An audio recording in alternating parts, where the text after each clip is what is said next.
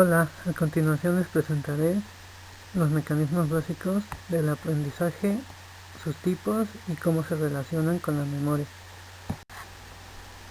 Estos son los temas que estaremos revisando durante la presentación. Para empezar debemos tener claro que el aprendizaje es un proceso mediante el cual las experiencias modifican el sistema nervioso y la conducta. Esto implica el uso de diversos sistemas de memoria, entre los que se encuentran la memoria explícita y la implícita principalmente. Aquí es donde se relacionan los procesos de memoria con el aprendizaje. Ya hablando específicamente de los tipos de aprendizaje, encontramos que uno de ellos es el aprendizaje estímulo-respuesta, que se define como la capacidad de aprender a ejecutar una conducta de manera automática cuando se presenta un estímulo.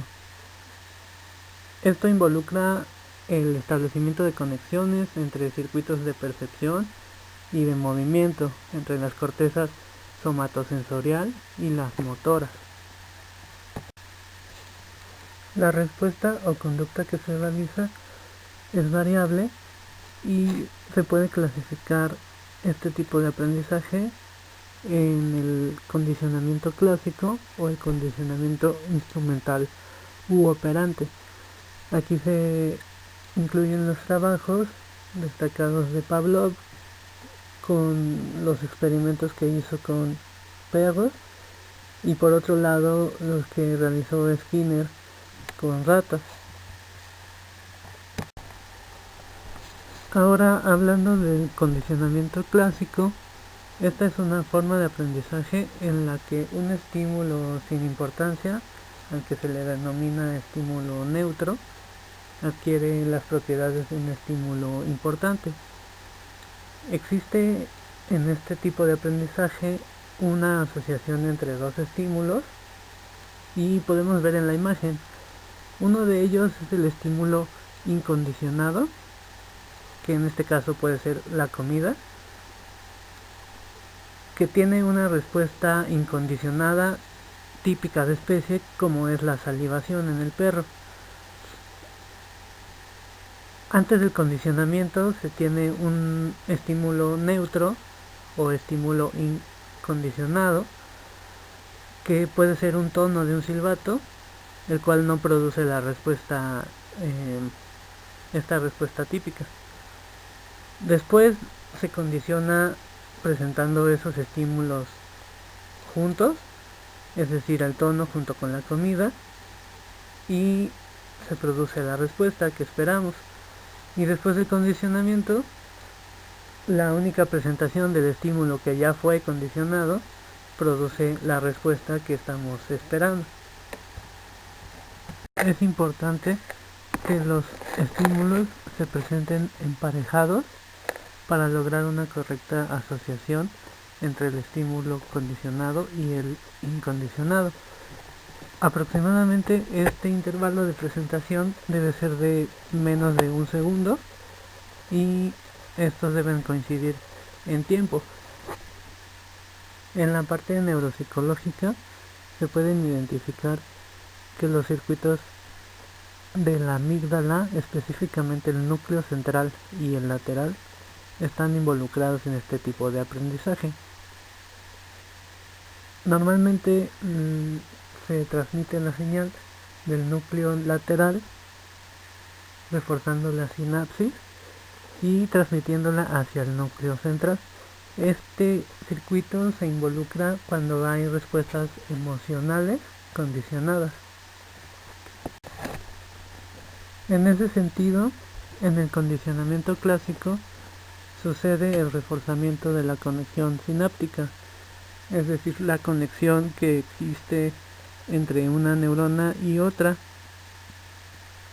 Esto deriva en el concepto del aprendizaje hediano, que fue propuesto en 1949 por Donald Hebb y que se refiere a que cuando se fortalece una sinapsis, esta provoca que se aprenda la conducta que se está ejecutando.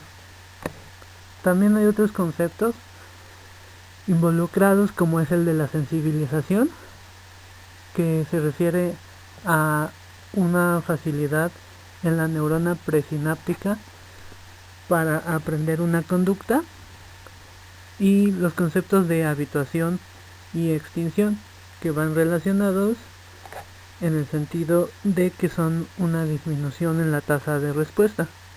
El primero, debido a que se presenta en varias ocasiones el mismo estímulo, provocando ya una respuesta menor del organismo, y el segundo porque no hay un reforzamiento positivo, y eso provoca que disminuya la tasa de respuesta incluso. Además, debemos mencionar que en el condicionamiento es importante que se presenten estímulos condicionados que sean relevantes evolutivamente, dado que lo que se condiciona en muchas ocasiones son reflejos básicos, como es el saliva y respuestas similares. Es importante que se presenten estímulos que sean relevantes para el animal que se está condicionando. Por otro lado, tenemos el condicionamiento instrumental u operante, que es una forma flexible de aprendizaje en la que las conductas que se aprenden previamente modifican la conducta de acuerdo a las consecuencias que traen. Es decir, si la conducta se refuerza o si la conducta se castiga, hay una relación de causa-efecto entre estas. A nivel neuronal existe una serie de cambios que hacen posible que el estímulo produzca la respuesta con una mayor probabilidad, reforzando la conexión entre estos circuitos.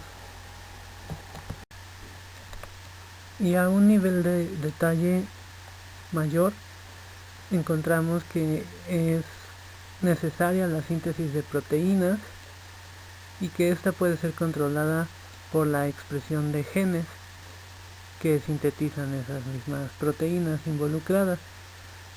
Además, hay diferentes sistemas de memoria que participan a través de la consolidación de memorias de corto a largo plazo. Lo anterior permite que las respuestas sean más rápidas y fluidas, casi de manera automática, lo cual se relaciona también con el aprendizaje motor. Es decir, no tiene que haber mucha reflexión o conciencia en la ejecución de los movimientos, y involucra a regiones de la corteza sensorial de asociación y la motora, así como el lóbulo frontal y las vías que conectan a estas regiones, es decir, conexiones transcorticales a través de los ganglios basales y del tálamo. En estas áreas se almacena la información, y lo que pasa cuando se vuelve a ejecutar una conducta similar es que el neoestriado conjunta esta información, permitiendo una respuesta más eficiente, la cual es transmitida a través de las estructuras hasta la corteza frontal, encargada de la planificación de los movimientos, y por otro lado también se va por el tálamo hasta áreas motoras, que son las que ejecutan movimientos complejos. Entonces, la lesión en los ganglios basales afecta el condicionamiento instrumental, pero no otras formas de aprendizaje. Otros circuitos involucrados en el condicionamiento operante son los de refuerzo. Entre ellos está el que conforma el haz prosencefálico medial a través del hipotálamo lateral y el área tegmental ventral. Estos circuitos son dopaminérgicos y terminan en el núcleo accumbens, el que se identifica con funciones relacionadas a estímulos apetitivos, es decir, los que provocan recompensas positivas. Podemos ver que en este tipo de condicionamiento es importante la participación de los circuitos dopaminérgicos, entre los cuales se identifican dos sistemas principales. Uno es el sistema mesolímbico, que a partir del área tegmental ventral atraviesa la amígdala, el hipocampo y termina en el núcleo accumbens. Y el otro principal es el sistema mesocortical, que parte de esta misma región y llega a la corteza prefrontal, la corteza límbica, hipocampo.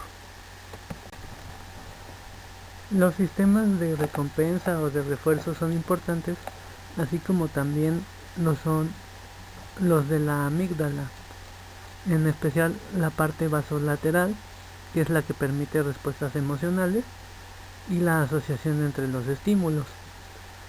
El hipotálamo lateral, que permite la detección de estos estímulos, y la corteza, que es la que se encarga de planificar y ejecutar tareas.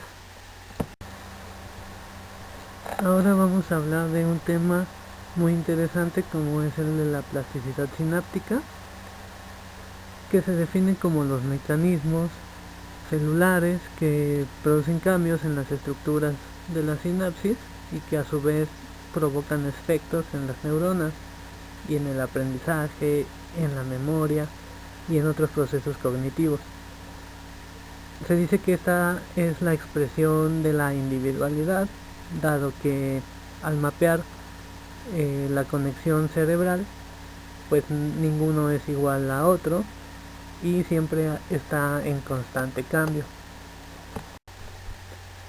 La plasticidad se puede relacionar al fortalecimiento de la sinapsis, que se identifica en los tipos de aprendizaje que revisamos anteriormente y que se media por receptores como NMDA, los receptores AMPA postsinápticos, o bien la generación de nuevas sinapsis. Esto es a partir de lo que se conoce como sinapsis perforada, en la cual una sinapsis se divide y se crean dos zonas activas, la cual se desarrollan de manera independiente y cada una desarrolla mecanismos para poder liberar y recibir neurotransmisores, de lo cual existen múltiples espinas dendríticas. Lo que podemos aprender hasta este momento es dos conclusiones principales. Una es que hay diferentes vías neurales para los diferentes tipos de aprendizaje y no necesariamente la lesión en alguno de ellos involucra la pérdida de esta capacidad a nivel global, sino específica. Y otro es que la plasticidad es responsable en buena parte de los tipos de aprendizaje que describimos anteriormente, permitiendo conceptos y fenómenos como la extinción, pero también a la vez fortaleciendo o debilitando el cambio sináptico. Ahora explicaremos el concepto de potenciación o depresión a largo plazo, que son fenómenos contrarios. Y en cuanto a la potenciación, esta se relaciona también con el principio de Hebb que ya les mencionaba anteriormente, en el cual si una sinapsis fuerte, como vemos en la imagen, la sinapsis S, se relaciona y se activa al mismo tiempo que una sinapsis débil, la sinapsis T, esta se fortalece. La idea con el concepto del aprendizaje hebbiano es que se aumenta a largo plazo la magnitud de potenciales excitatorios, debido a que existe una recurrente actividad entre una sinapsis y otra que se relacionan en el tiempo. Específicamente existe la participación de circuitos del hipocampo, en especial la región CA3, CA1 y sus vías que se relacionan con ellas para relacionarlo a otras zonas cerebrales.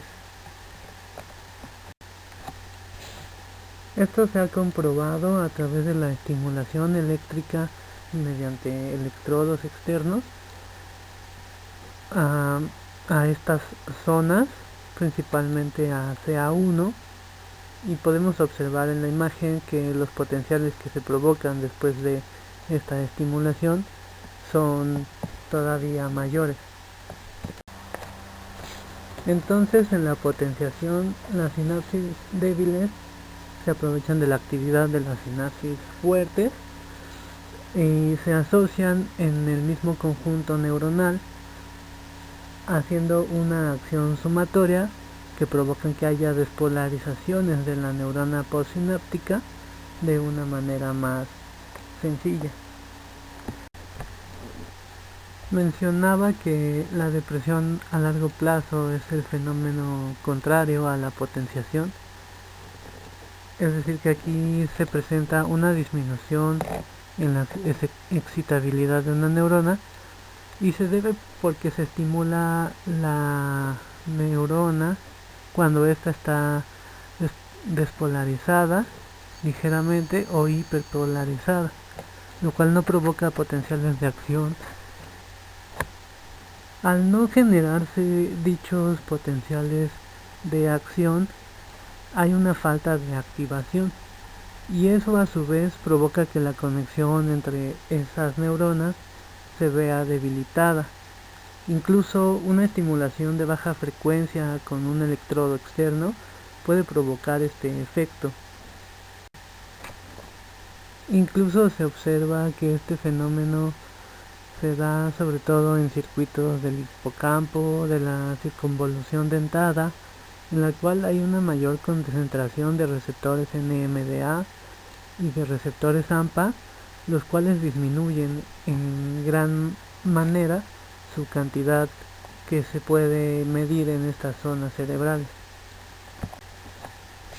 Y por último, los fenómenos tanto de depresión como de potenciación a largo plazo son fenómenos que afectan el aprendizaje, pues se han encontrado este tipo de fenómenos en muchas estructuras cerebrales como la amígdala y relacionados con fenómenos como la extinción en el condicionamiento clásico y otros.